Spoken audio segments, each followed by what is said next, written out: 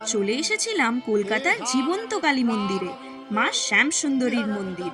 বিগত 3 মাস পর খুলেছে আমাদের মায়ের মন্দির। মানিকতলার বদলে এখন মাকে দেখতে হলে আসতে হবে ইএম বাইপাসে, আর.এন. টেগোরের পাশে।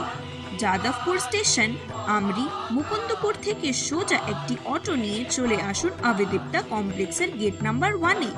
অপোজিটে আইএমএস এর গায়ে লাগোয়া গলি দিয়ে সোজা গিয়ে বাঁদিকে ঘুরলেই দেখবেন মায়ের মন্দির।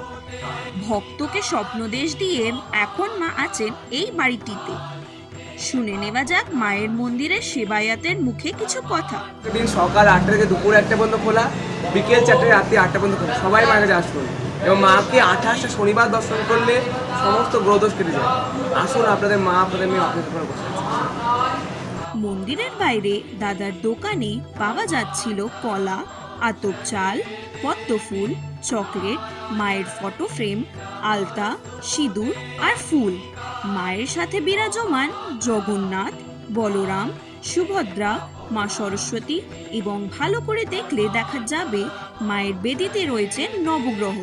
তার সাথে বাইরে রয়েছেন ভৈরব, মহাদেবের লিঙ্গ, আর তার সাথে রয়েছে নরসিংহ দেবতা। এই মিষ্টি হাসি দর্শন করতে হলে একবার আসতেই হবে শ্যামসুন্দরী মায়ের মন্দিরে। জয় মা শ্যামসুন্দরী।